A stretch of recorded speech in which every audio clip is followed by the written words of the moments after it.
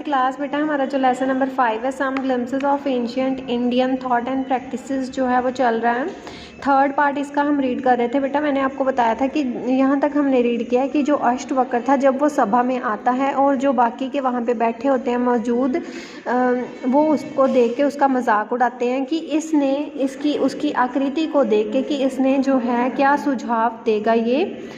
और यहाँ तक हमने रीड कर लिया हुआ है। It is only a skinner who measures intelligence और status of a person from his skin physical looks और the colour and shape of his skin और बॉडी। कहते हैं ये सिर्फ चरमकार स्किनर जो कि स्किन का काम करते हैं, जिन जो स्किन को देख के ही जो है सभी की मेजरमेंट करते हैं, चरमकार बोलते हैं जिनको। तो यहाँ पे ये लोग बैठे हुए हैं और मुझे इस सभा में शर्म आ रही है, ये अष्टवक्र कहता है कि मुझे कैसी सभा में बुलाया है।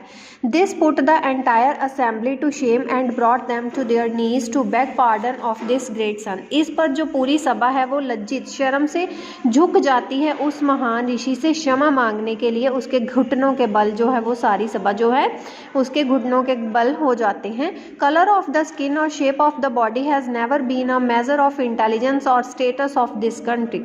जो वो कहता है कि त्वचा का जो रंग है, जो हमारे शरीर की आकृति है, उस पे जो हमारी जो बुद्धिमत्ता है और ऊंचे पद का जो है मापदंड नहीं कर सकते।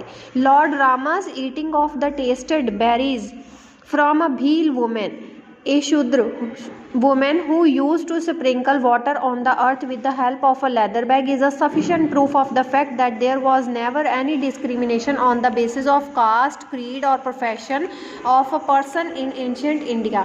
अब यहाँ पे प्राचीन भारत की एग्जाम्पल दी हुई है कि ये हमें सबूत है हमारे पास प्राचीन भारत का कि जो भगवान राम जी थे उनके द्वारा जो भीलनी ने उनको अपने जूठे बेर खिलाए थे, जो कि एक शूद्र वुमेन थी जो कि चरमकार चमड़े के जो चरम से जो बैग था तैयार किया उसमें पानी डाल के वो पानी का छिड़काव करती थी।